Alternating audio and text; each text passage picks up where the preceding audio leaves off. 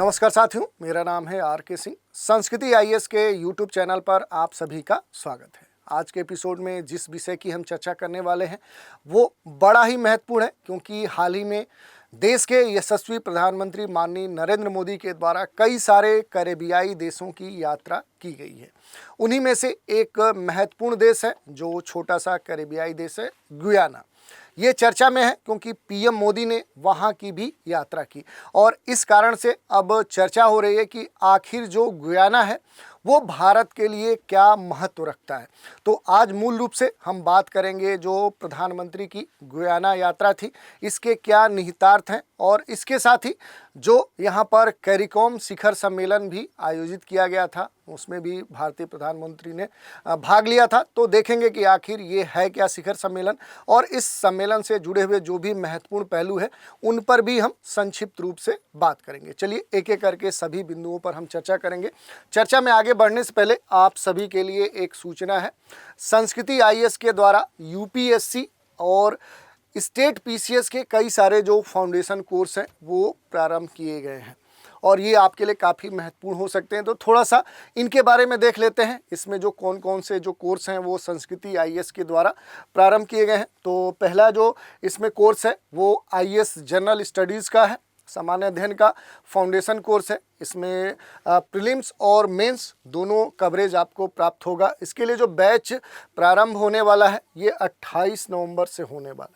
इसके लिए जो बैच टाइमिंग है वो 11:30 AM है और कोर्स में जो शामिल सुविधाएं हैं उनकी बात करें तो 3 वर्षों तक असीमित बार, यानी कितनी भी आप बार देख सकते हैं। कोर्स के अलग अलग जो एपिसोड होंगे, प्रत्येक विषय और जो सेक्शंस होंगे उन पर प्रिंटेड क्लास नोट्स भी आपको प्रोवाइड कराए जाएंगे। नियमित क्लास टेस्ट इसमें आपको दिए जाएंगे जो प्रीलिम्स और मेंस को ध्यान में रखते हुए आपको प्रदान किए जाएंगे। इसके अलावा आईएएस यूपीपीएससी फाउंडेशन कोर्स भी है। ये भी आपका पीटी और मेंस को पूरा इसमें आपका कवरेज मिलेगा। बैच जो आरंभ है ये 14 नवंबर से आरंभ हो चुका है। इसके लिए जो बैच टाइमिंग है वो 10:30 AM है। इसमें भी आपकी जो कोर्स वैधता है वो 3 इयर्स है। प्रत्येक विषय और खंड के प्रिंटेड क्लास नोट्स आपको इसमें प्रदान किए जाते हैं। इसके साथ ही नियमित क्लास टेस्ट जो होंगे वो पीटी और मेंस को ध्यान में रखते हुए आपको कराए जाएंगे। इसके अलावा कई सारे राज्यों के लिए भी फाउंडेशन कोर्स प्रारंभ किए गए हैं। इसमें बिहार के लिए बीपीएससी फाउंडेशन कोर्स है। इसमें प्रीलिम्स और मेंस और इंटरव्यू पूरा कवरेज आपको प्रदान किया जाएगा। बैच है जो 18 नवंबर से आरंभ हो चुका है। इसके लिए जो बैच टाइमिंग है वो 3:30 PM है। इसके अलावा मध्य प्रदेश के लिए एमपीपीएससी फाउंडेशन कोर्स पीटी और मेंस को ध्यान में रखते हुए ये हाल ही में 21 नवंबर से प्रारंभ हुआ है, जिसकी बैच टाइमिंग है 8 AM। ठीक है। इसके अलावा राजस्थान के लिए आरएस फाउंडेशन कोर्स जो पीटी मेंस के कवरेज के साथ कह सकते हैं प्रारंभ किया गया है। ये बैच 10 नवंबर से प्रारंभ हो चुका है, जिसकी बैच टाइमिंग है 8 AM, यानी सुबह के 8 बजे से ये जो बैच है ये आपका चलता है। अगर आप इन कोर्स के बारे में और अधिक डिटेल से जानना चाहते हैं तो नीचे दिए गए जो नंबर है 9555124124 पर भी संपर्क कर सकते हैं। दूसरा भी तरीका है।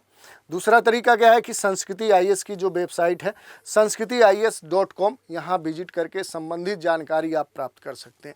तो ये सूचना थी। चलिए अब आते हैं अपने कह सकते हैं कि विषय पर। क्यों चर्चा में खास तौर पे इस समय बना हुआ था जो भारतीय प्रधानमंत्री नरेंद्र मोदी की जो कैरेबियन जो छोटे छोटे देश हैं उनकी यात्रा। तो इसमें देखिए सबसे जो महत्वपूर्ण है कि भारत के जो प्रधानमंत्री है ये हाल ही में कई सारे जो कैरेबियाई देश हैं उनकी यात्रा पर गए हुए थे और यहाँ पर जो छोटा एक देश है गुयाना, वहाँ की भी भारतीय प्रधानमंत्री ने यात्रा की थी। वहाँ पर गर्मजोशी से प्रधानमंत्री पीएम मोदी का स्वागत हुआ था। यही नहीं, वहाँ के जो राष्ट्रपति इरफान हैं उन्होंने प्रोटोकॉल तोड़कर हवाई अड्डे पर पीएम का स्वागत किया था। और यात्रा के दौरान जो मोदी हैं वो ग्रेनेडा के जो पीएम हैं, जो वर्तमान में कैरिकॉम के अध्यक्ष भी हैं, और अन्य जो कैरिकॉम नेता हैं उनसे भी मिले और दूसरे भारत जो कैरिकॉम शिखर सम्मेलन है उसकी सह अध्यक्षता भी की। तो इस कारण से देखें तो जो कैरेबियन देश हैं और ख़ास तौर पे जो गयाना है वहाँ की जो यात्रा है प्रधानमंत्री की वो खास मायने रखती है।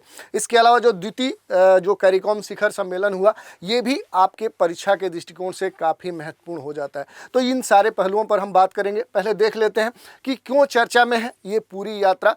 तो आप देखिए तो प्रधानमंत्री जो गुयाना पहुंचे हुए थे, जो प्रवासी संबंधों वाले इस दक्षिण अमेरिकी देश में 50 वर्षों से अधिक समय में किसी भारतीय नेता की ये पहली यात्रा थी। लगभग 56 ईयर कहा जा रहा है। तो ये काफ़ी महत्वपूर्ण हो जाता है कि इतने लंबे समय अंतराल के बाद किसी प्रधानमंत्री की यात्रा इस कैरेबियाई देश में हुई है। पीएम मोदी और गुयाना के जो राष्ट्रपति हैं उनके बीच में कई सारे द्विपक्षीय मुद्दों पर बातचीत यहाँ पर हुई है और कहें तो काफ़ी समय बाद कह सकते हैं कि ये यात्रा हुई थी और इस कारण से ये चर्चा का विषय बनी हुई है। तो ये चर्चा का कारण है। इसके अलावा अगर हम बात करें तो मोदी 20 से 21 नवंबर को गुयाना की राजकीय यात्रा पर यहाँ पर गए हुए थे।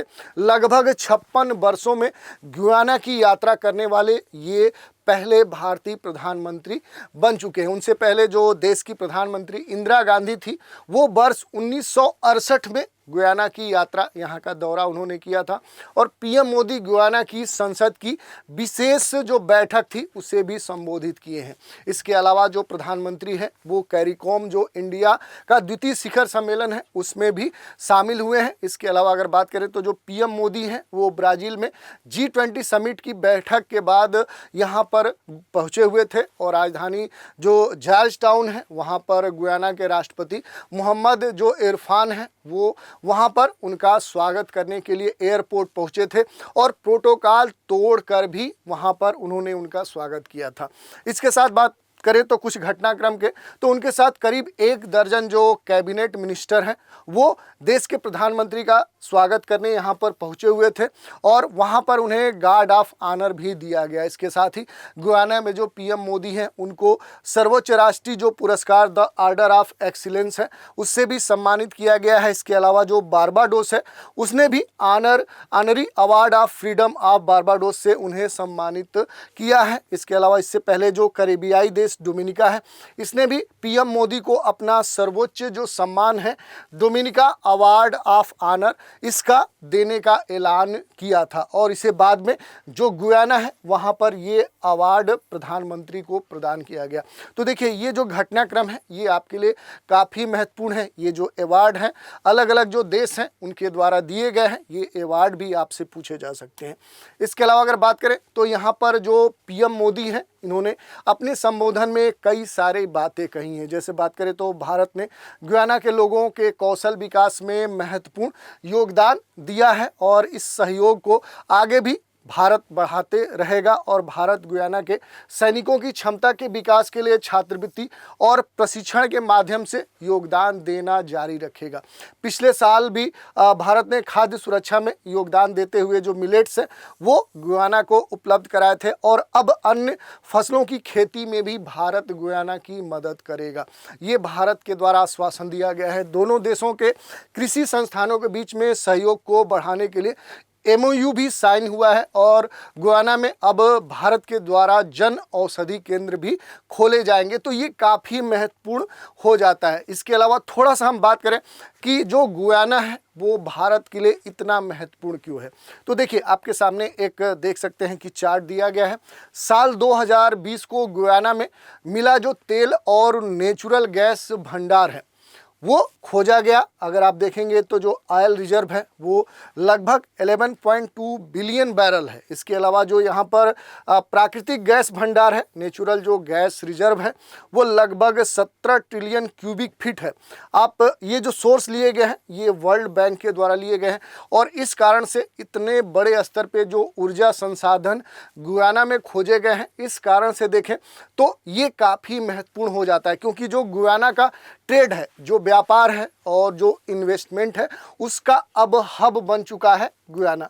और इसी को ध्यान में रखते हुए देखें तो 2020 में गुयाना में तेल और गैस की जो खदान की खोज हुई, उस कारण से जो गुयाना है इसकी जो जीडीपी है वो काफ़ी तेज़ी से बढ़ा है। लगभग देखें तो 40% की दर से यहाँ की जीडीपी बढ़ रही है। और इस कारण में ऐसे में जो गुयाना की यात्रा है वो पीएम मोदी के लिए काफ़ी महत्वपूर्ण हो जाती है। यहाँ पर राष्ट्रपति जो गुयाना के मोहम्मद इरफान अली हैं, उनके बीच में, दोनों देशों के बीच में एनर्जी, ऊर्जा और रक्षा संसाधनों की कई सारी जो डील्स हैं, द्विपक्षीय जो वार्ता है वो हुई है। और इसी कारण से जो गुयाना है वो ऊर्जा संसाधन और रक्षा जो कह सकते हैं जो डील हुई है, उस कारण से भारत के लिए काफ़ी महत्वपूर्ण है। यही नहीं, अगर हम गुयाना की बात करें तो गुयाना में एक बड़ी आबादी जो है वो भारतीय मूल की है। अब तक जो आंकड़े दर्शाए गए हैं उसमें ये कहा गया है कि गुयाना में लगभग 40% जो आबादी है वो क्या है कि भारतीय मूल की है। यहाँ तक कि जो राष्ट्रपति मोहम्मद इरफान अली हैं, उनके जो पूर्वज हैं वो कहीं ना कहीं पूर्वज ब्रिटिश कैरेबियाई देश से लाए गए थे और उनका भी जो संबंध है कहीं ना कहीं भारत से। तो इस तरह से देखें तो ये काफ़ी महत्वपूर्ण हो जाता है। पिछले साल अगर देखें तो जनवरी में प्रवासी भारतीय जो सम्मेलन है उसके लिए गुयाना के जो राष्ट्रपति मोहम्मद इरफान अली हैं वो बतौर मुख्य अतिथि भारत आए थे। तो ऐसा नहीं है, दोनों के बीच में जो कह सकते हैं संबंधों को आगे बढ़ाने की पहल है वो लगातार जारी है। फरवरी 2023 में वहां के जो उपराष्ट्रपति हैं भरत जगदेव, वो भी भारत आए हुए थे। इस साल फरवरी में गुयाना के प्रधानमंत्री मार्क जो फिलिप्स हैं, उन्होंने भी भारत का दौरा किया था। यही नहीं, गुयाना के पास जो नेचुरल गैस और ऑयल का जो भंडार है वो गुयाना के 21 कैरिबियाई देशों का जो ग्रुप ऑफ कैरिकोम है उसका सदस्य होने के कारण भी ये भारत के लिए गुयाना काफ़ी महत्वपूर्ण हो जाता है। और ये जो ग्रुप है ये कैरिबियाई देशों के बीच में जो आर्थिक, राजनीतिक, सामाजिक एकीकरण है उसको बढ़ावा देने में सबसे महत्वपूर्ण योगदान देता है। गुयाना को अगर देखें तो अन्न का भंडार कहा जाता है और इस कारण से भी गुयाना भारत के लिए काफ़ी महत्वपूर्ण है। इस दूसरा पहलू भी है क्योंकि पनामा नहर के नज़दीक के कारण जो गुयाना की सामरिक स्थिति है, जो स्ट्रेटजिक स्थिति है, वो काफ़ी महत्वपूर्ण हो जाती है। और अभी तक अगर एक दूसरा पहलू देखें तो जो वर्ल्ड बैंक है उसकी रिपोर्ट के मुताबिक गुयाना के पास लगभग 11.2 बिलियन बैरल का ऑयल रिजर्व है और 17 trillion cubic feet natural gas है। तो ये जो आंकड़े हैं ये काफ़ी महत्वपूर्ण है। जैसा कि हमने आपको दिखाया, ये जो कह सकते हैं वर्ल्ड बैंक का जो आंकड़ा है ये काफ़ी महत्वपूर्ण है।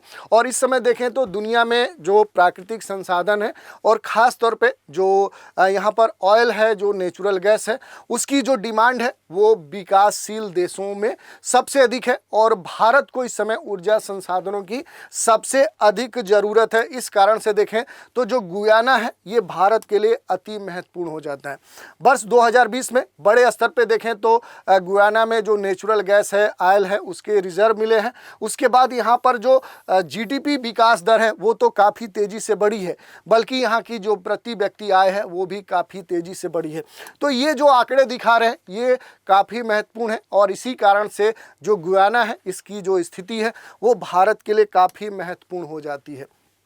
इसके अलावा थोड़ा सा हम बात कर लेते हैं कि गुयाना और भारत के जो संबंध हैं ये किस तरह से हम इसको देख सकते हैं। तो ये हमारे लिए महत्वपूर्ण है। मई 1965 का जो वर्ष है ये सबसे महत्वपूर्ण है क्योंकि गुयाना की राजधानी जॉर्जटाउन है और यहाँ पर भारतीय आयोग की स्थापना की गई थी। तो ये जो वर्ष है ये आपके लिए काफ़ी महत्वपूर्ण है। गुयाना को आज़ादी मिलने के 2 साल बाद ही 1968 में जो भारतीय प्रधानमंत्री इंदिरा गांधी हैं उन्होंने यहाँ का दौरा किया था। तो ऐसा नहीं है कि संबंध पहले विकसित करने के प्रयास नहीं किए गए, पहले विकसित करने के प्रयास किए गए, लेकिन बीच में एक लंबा अंतराल देखने को मिला था। 1965 या 1968 की बात करें, इसके बाद वर्ष 1988 में देश के, भारत के तत्कालीन जो राष्ट्रपति डॉक्टर शंकर दयाल शर्मा है और 2006 में तत्कालीन जो उपराष्ट्रपति भैरव सिंह शेखावत हैं उन्होंने गुयाना की राजकीय यात्राएं की थी। इसके अलावा कुछ अन्य घटनाक्रम की बात करें तो वर्ष 2023-24 में भारत गुयाना का जो कुल आपसी व्यापार था वो लगभग 1.597 अमेरिकी डॉलर रहा था। तो पहले भी ट्रेड को आगे बढ़ाने के प्रयास किए गए और इस दौरान भारत ने गुयाना को लगभग 99.36 मिलियन डॉलर का कह सकते हैं कि एक्सपोर्ट भी किया था।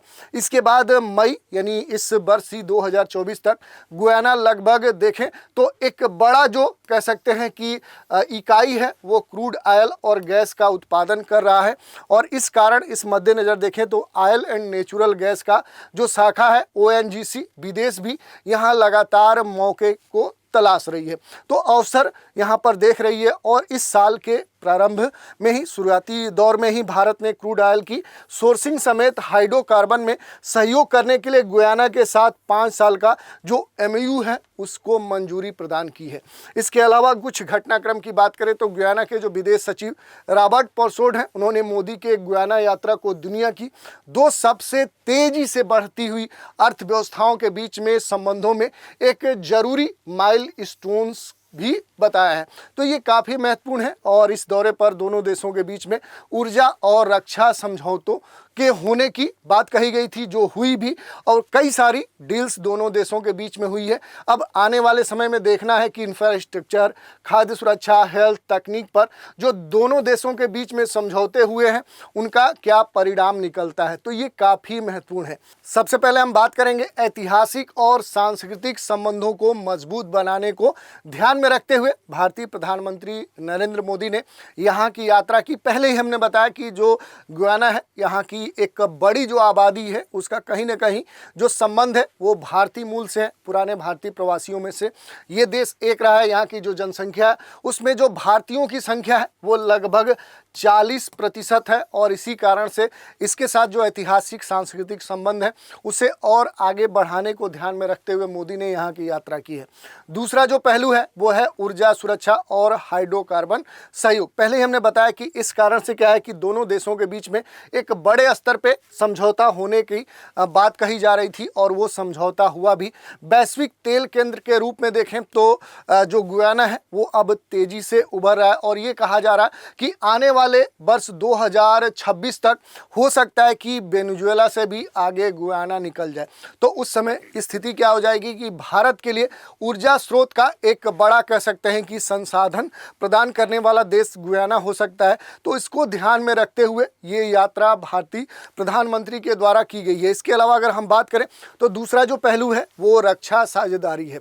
रक्षा साझेदारी का विस्तार यहाँ पर देखने को मिला है और भारत में देखें तो कई सारे इसके कारण देखने को मिल सकते हैं। रक्षा साझेदारी के विस्तार की बात करें तो ये भी एक महत्वपूर्ण कारण था भारतीय प्रधानमंत्री के गुयाना यात्रा की, क्योंकि भारत ने डोर्नियर 228 विमानों की आपूर्ति गुयाना को की है, गश्ती वाहनों की आपूर्ति की है, रडारों के साथ खरीद के लिए ऋण की पेशकश करके गुयाना की रक्षा क्षमताओं को मजबूत करने का प्रयास कर रहा है। करीबियाई देश के साथ देखें तो भारत की ये अपने तरह की पहली रक्षा ऋण सहायता है और इस कारण से हो सकता है कि अब कई सारे देशों के साथ जो करीबियाई देश हैं उनके साथ भारत के रक्षा समझौते फिर से हो। इस कारण से ये जो डील है ये काफ़ी महत्वपूर्ण है। बढ़ता जो रक्षा बाजार है भारत के सामरिक और आर्थिक हितों के लिए काफ़ी लाभदायी हो सकता है। तो ये एक महत्वपूर्ण कारण है। इसके साथ जो ट्रेड है, जो इकोनॉमिक कह सकते हैं सहयोग है, वो एक महत्वपूर्ण कारण है, क्योंकि अगर देखें तो एग्रीकल्चर सेक्टर है, यहाँ पर जैव ईंधन, IT, फार्मास्यूटिकल सहित विभिन्न क्षेत्र हैं जहाँ पर दोनों देशों के बीच में बड़ी साझेदारी होने की संभावना है। तो इस कारण से देखें तो एक महत्वपूर्ण यहाँ पर विषय बनता है। इसके अलावा अगर देखें तो चीन के प्रभाव से मुकाबला भी एक महत्वपूर्ण कारण है, क्योंकि गुयाना की जो रणनीतिक जो सामरिक स्थिति है और जो समृद्ध संसाधन है वो बेल्ट एंड रोड पहल के तहत बुनियादी ढांचे के महत्वपूर्ण चीनी जो निवेश हैं उनको आकर्षित किया है।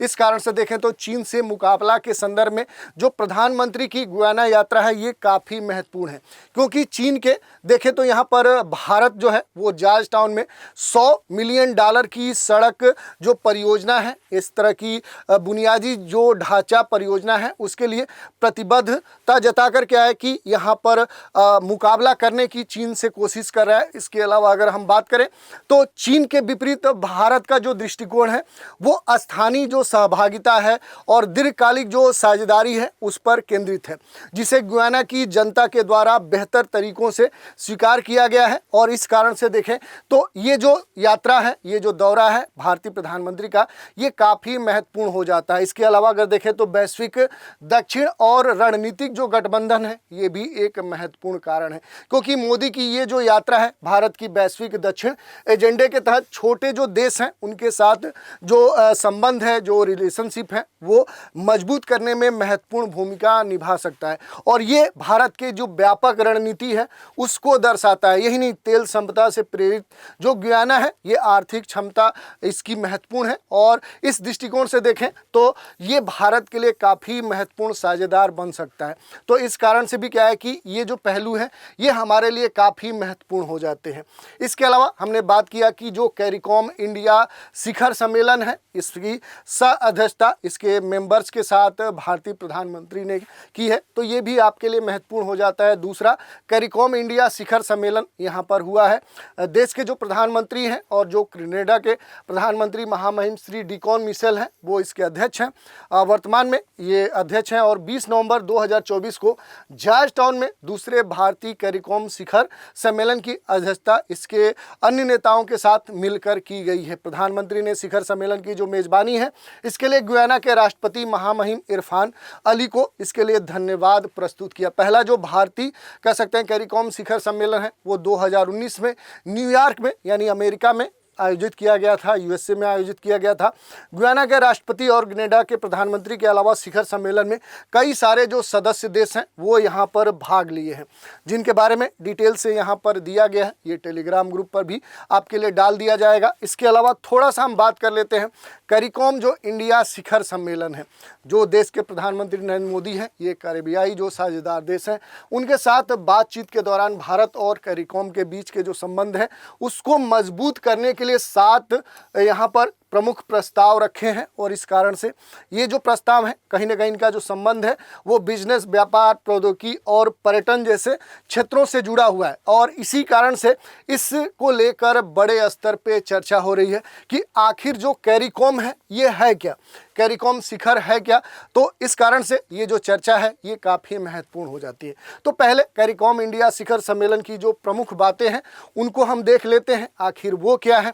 तो देखिए, कैरिकॉम के जो लोग हैं उनके साथ अपनी एकजुटता व्यक्त करते हुए प्रधानमंत्री ने इस क्षेत्र में जो तूफान बेरिल आया था, उससे ये प्रभावित क्षेत्र था, उसके विनाश के लिए अपनी सहानुभूति प्रस्तुत की है।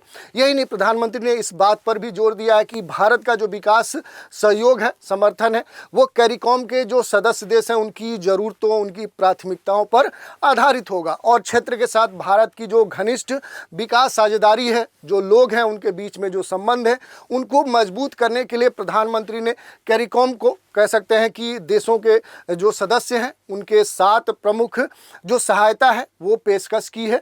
और इस क्षेत्र में कैरिकॉम के संक्षिप्त नाम के साथ अच्छी तरह से मेल खाते हुए भारत और ये जो सदस्य राष्ट्र हैं इनके बीच में जो घनिष्ठ संबंध है उसे और विकसित करने की बात कही है। तो ये काफ़ी महत्वपूर्ण कह सकते हैं कि भारत के द्वारा पहल है। इसके अलावा कई सारी बातें यहाँ पर देखने को मिली हैं, ये डिटेल से आपको यहाँ पर दे दी गई हैं। इनसे जुड़े हुए जो भी महत्वपूर्ण पहलू हैं उन पर आप यहाँ पर कंटेंट देख सकते हैं। इसके अलावा जो सबसे महत्वपूर्ण यहाँ पर बात आती है वो कैरिकॉम आ जाती है। ये खास तौर पे चर्चा का विषय बना हुआ है कि आखिर जो कैरिकॉम है ये है क्या। तो देखिए, ये कैरेबियाई समुदाय है जिसको शॉर्ट में कैरिकॉम कहा जाता है। सी, अगर इसके थोड़ा सा अलग अलग जो लेटर्स हैं उनको हम एक्सप्लेन करें तो सी का जो मीनिंग है वो है कैपेसिटी बिल्डिंग, ठीक है, जो क्षमता है उसका विकास करना।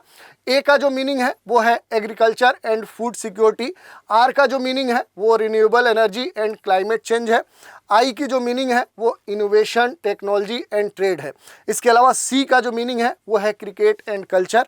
इसके साथ जो ओ है उसका जो सिंबल है उसका जो मीनिंग है वो है ocean economy and maritime security. और वहीं जो एम लेटर है, जो सिंबल है, इसका जो मीनिंग है वो है मेडिसिन एंड हेल्थ केयर। तो इस तरह से क्या है कि ये कैरिकॉम शब्द का यहाँ पर इजाद हुआ है। क्षेत्रीय संगठन है, इसकी जो स्थापना है वो वर्ष 1973 में हुई थी। कब हुई थी? तो इसकी जो स्थापना है ये 1973 में, यानी 4 जुलाई 1973 को इसकी स्थापना हुई थी। इस समय 21 देशों का ये ग्रुप है कैरिकॉम, ठीक है। इसका जो सचिवालय है ये जॉर्ज टाउन में है, गुयाना की राजधानी है और 21 देशों का ये समूह है। इसके देखें तो 15 जो सदस्य हैं देश है और 6 इसके सहयोगी सदस्य देश हैं। कैरिकॉम के 4 मुख्य स्तंभ हैं: आर्थिक एकीकरण, विदेश नीति, समन्वय, मानव और सामाजिक विकास, सुरक्षा। तो इस तरह से देखें तो ये काफ़ी महत्वपूर्ण है। अगर हम बात करें तो क्षेत्रीय जो संगठन है इनकी स्थापना 4 जुलाई 1973 को जो चागुआरम जो संधि है उसके तहत की गई थी। इसका जो मूल उद्देश्य है वो क्षेत्र के सतत विकास के लिए महत्वपूर्ण तौर पे ये प्रतिबद्ध है और सदस्य देशों के बीच में जो आर्थिक एकीकरण है, साझा विदेश नीति है, कार्यात्मक जो सहयोग है उसे बढ़ाना है और मध्य जो अमेरिका है उसमें बेलीज और दक्षिण अमेरिका में गुयाना, सूरीनाम को छोड़कर सभी सदस्य और सहयोगी सदस्य द्वीप राज्य इसमें शामिल हैं। तो ये हमने देख लिया। इसके अलावा थोड़ा सा अगर हम बात करें तो जो कैरेबियन समुदाय है, जो कैरिकॉम है, ये पूरी तरह से देखें तो इस समय इसमें 21 देश शामिल किए जा रहे हैं और ये हमने पहले ही देख लिया और इनका जो मूल उद्देश्य है उस पर भी हमने बात कर लिया। तो जो कैरिकॉम है इसका जो मूल मतलब है वो है कैरिबियाई समुदाय और इनके बीच में साझा बाजार और कैरेबियन क्षेत्र के 21 जो विकासशील देश है उनका ये क्या है, एक संगठन है, एक ग्रुप है। ये एक आर्थिक राजनीतिक समुदाय है, इसलिए समुदाय के लिए कैरिकॉम टर्म का इस्तेमाल यहाँ पर किया जाता है। तो ये हमने देख लिया। इसके अलावा अगर हम बात करें जो कैरिकॉम है इनके 4 पिलर्स हैं, 4 स्तंभ हैं: आर्थिक एकीकरण, विदेश नीति, समन्वय, मानव और सामाजिक विकास और इसके साथ ही सुरक्षा। आर्थिक एकीकरण कहने का क्या मीनिंग है, तो कैरेबियन जो एकल बाजार है, जो अर्थव्यवस्था है, ये इसके माध्यम से यहाँ पर एकल बाजार और अर्थव्यवस्था बनाने पर ये ध्यान केंद्रित करता है, पूरी तरह से फोकस्ड है। दूसरी बात करें तो विदेश नीति जो समन्वय है ये सुनिश्चित करता है कि सदस्य जो देश हैं कैरिकॉम के, ये अंतर्राष्ट्रीय मुद्दों पर एक स्वर में बोले, यानी एक दूसरे का साथ दे। इसके अलावा जो मानव और सामाजिक विकास है, इसका मीनिंग क्या है, तो पूरे क्षेत्र में जो एजुकेशन है, जो शिक्षा है, युवा जो विकास है, स्वास्थ्य है, लैंगिक समानता है, उसको ये बढ़ावा देता है। और जो अंतिम है वो क्या है, एक तरह से देखें तो सुरक्षा सहयोग है। इसका जो उद्देश्य है अपराध, सीमा सुरक्षा और इसके साथ आपदा प्रबंधन जैसी जो समस्या है उसके समाधान में ये महत्वपूर्ण योगदान देता है। तो ये हमने देख लिया कि जो कैरिकॉम है इसके जो 4 पिलर्स हैं वो क्या है, 4 जो स्तंभ है वो क्या है।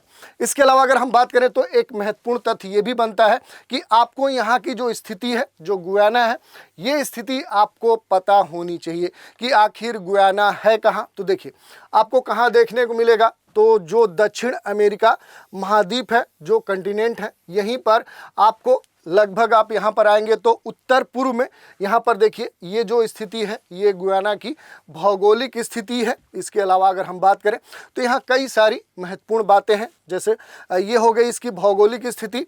तो यहाँ पर देखेंगे तो नॉर्थ अटलांटिक जो ओशियन है इसके उत्तर पूर्व में पूरा ये अवस्थित है। इसके अलावा यहाँ पर देखें तो 2-3 देश हैं जो गुयाना में इसकी सीमा से लगते हैं। इधर देखिए तो अगर आप उत्तर पश्चिम में आएंगे तो जो वेनेजुएला है उसकी सीमा यहाँ से लगती है। उसके अलावा यहाँ पर देखेंगे तो इसके दक्षिण पूर्व में सूरीनाम है और यहाँ पर अगर दक्षिण पश्चिम में आएंगे तो जो ब्राज़ील है। तो ये 3 देश हैं जिनकी सीमाएं कहीं ना कहीं गुयाना से लगती हैं। तो ये आपके लिए महत्वपूर्ण है। इसके अलावा अगर हम बात करें तो यहाँ पर जो गुयाना है इसका जो क्षेत्रफल है वो यहाँ पर आपको दिया गया है। यहाँ की जनसंख्या दी गई है। जनसंख्या में लगभग 40% का जो योगदान है वो भारतीय मूल से है, यानी भारतीय मूल से कहीं ना कहीं यहाँ की जनसंख्या, आधे से अधिक जो जनसंख्या है उनका संबंध है। यहाँ पर जो बोली जाने वाली जो भाषा है वो क्रियोल है, अंग्रेजी है। और प्रमुख जो धर्म है वहाँ पर अलग अलग जो धर्म है उनमें जो हिंदुओं की कह सकते हैं कि प्रतिशतता है वो 25% है।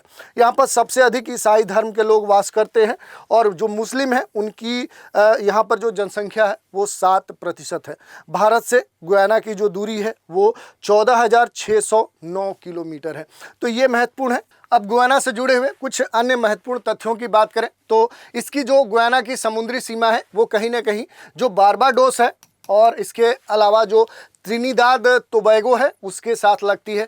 भौगोलिक दृष्टि से ये जो देश है कहीं ना कहीं दक्षिण अमेरिका में स्थित है, फिर भी सांस्कृतिक और ऐतिहासिक रूप से ये कहीं ना कहीं कैरेबियन क्षेत्र से जुड़ा हुआ है। तो ये एक महत्वपूर्ण बात है। कैरेबियन समुदाय का ये संस्थापक सदस्य है और गुयाना को वर्ष 1966 में क्या मिली थी? आज़ादी मिली थी। तो ये भी वर्ष आपके लिए महत्वपूर्ण है। यहाँ पर अंग्रेजी बोले जाने वाले लोगों की संख्या सबसे अधिक है। इसके अलावा यहाँ पर आएंगे तो सबसे जो महत्वपूर्ण जो क्षेत्र है वो है जॉर्ज टाउन। ये यहाँ का सबसे महत्वपूर्ण राजधानी शहर है और यहाँ पर ये महत्वपूर्ण बंदरगाह है। तो इसकी जो भौगोलिक अवस्थिति है, ज्योग्राफिकल जो लोकेशन है, ये आपके लिए काफ़ी महत्वपूर्ण है। यहाँ पर देखें तो जो गुयाना है ये 1970 में क्या है कि राष्ट्रमंडल का सदस्य भी बना और यहाँ की जो मुद्रा है, जो करेंसी है, वो गुयानीज डॉलर है। तो ये भी आपके लिए महत्वपूर्ण है। इसके अलावा अगर हम बात करें तो यहाँ पर कुछ महत्वपूर्ण पर्वत भी आपको देखने को मिल सकते हैं। कौन कौन से पर्वत आपके लिए महत्वपूर्ण है? क्योंकि यहाँ की यात्रा अगर हुई है तो यहाँ के स्टैटिक पोर्शन से भी जुड़े हुए प्रश्न आपके पूछे जा सकते हैं। तो 2-3 पर्वत यहाँ के लिए महत्वपूर्ण है। यहाँ पर आएंगे तो गुयाना के पश्चिम में आएंगे तो यहाँ पर एक महत्वपूर्ण पर्वत देखने को मिलेगा जिसका नाम है, आप अगर इसके नाम की बात करें तो पकाराइमा पर्वत यहाँ पर महत्वपूर्ण एक पर्वत देखने को मिलेगा। इसके अलावा दक्षिण में आएंगे तो यहाँ पर एक पर्वत आपको देखने को मिलेगा जिसका नाम है कुनकू माउंटेन। तो ये भी आपके लिए महत्वपूर्ण है। और दक्षिण में आएंगे तो एक और पर्वत आपको देखने को मिलेगा जिसका नाम है अकाराई पर्वत। तो ये पर्वत आपके लिए सबसे अधिक महत्वपूर्ण है। यहाँ की कुछ महत्वपूर्ण नदियाँ हैं, जैसे एस्कीबो जो नदी है यहाँ की सबसे बड़ी नदी है। इस गुयाना देश की सबसे बड़ी क्या है? ये रिवर है। तो ये आपके लिए महत्वपूर्ण हो जाती है। इसके अलावा कई सारी नदियाँ हैं, जैसे आप देखेंगे तो डेमेरेरा जो रिवर है ये यहाँ की महत्वपूर्ण नदी है। इसके अलावा जो बेरबिस रिवर है ये यहाँ की महत्वपूर्ण नदी है। क्यूनी जो रिवर है ये भी यहाँ की महत्वपूर्ण नदी है। और गुयाना के जो बरसा वन है ये दुनिया के सबसे दुर्गम स्थानों में से एक है। खास तौर पे देखें तो जो बरसा वन है ये देश के पश्चिम भाग में, जो यहाँ पर ये वाला जो पर्वतीय क्षेत्र है यहाँ पर खास तौर पे पाए जाते हैं। गुयाना की बात करें तो देश में जो उपजाऊ कृषि भूमि है, जो बहुमूल्य खनिज संसाधन है, खास तौर पे यहाँ पर बॉक्साइट, सोना बड़े स्तर पे मिलते हैं। और उष्णकटिबंधीय जो वन है वो उनसे संपन्न ये देश है। लगभग उष्णकटिबंधीय जो वनों की यहाँ पर कह सकते हैं कि जो क्षेत्र है वो 80 से भी अधिक प्रतिशत क्षेत्र पे फैले हुए हैं। तो इस कारण से ये काफ़ी महत्वपूर्ण है। और यही नहीं, यहाँ पर खोजे गए जो विशाल अपतटीय जो तेल और गैस भंडार हैं वो खास तौर पे हमारे लिए महत्वपूर्ण है। तो ये हमने देख लिया कि गुयाना से जुड़े हुए जो भी महत्वपूर्ण तथ्य हैं वो हमारे लिए किस संदर्भ में महत्वपूर्ण है, उन पर हमने डिटेल से चर्चा कर ली। ये भी देखा कि जो भारतीय प्रधानमंत्री की जो कैरेबियाई देशों की यात्रा की गई, खास तौर पे जो गुयाना की यात्रा है वो भारत के लिए क्या निहितार्थ रखती है, उस पर हमने डिटेल से बात की। सभी जो पिलर्स हैं उन पर भी बात की। इसके साथ जो भी भारतीय जो कैरिकॉम जो द्वितीय शिखर सम्मेलन हुआ है उससे जुड़े हुए जो भी महत्वपूर्ण मुद्दे हैं उन पर बात की। कैरिकॉम है क्या, इसके सदस्य देशों की बात की। इसके अलावा इससे जुड़े हुए जो भी महत्वपूर्ण पहलू हैं उन पर भी बात की। तो आज के एपिसोड में इतना ही। अगले एपिसोड में एक नए विषय के साथ फिर मिलेंगे। तो आज का एपिसोड अगर आपको अच्छा लगा हो तो अपनी प्रतिक्रिया हमें कमेंट के माध्यम से जरूर दें। धन्यवाद।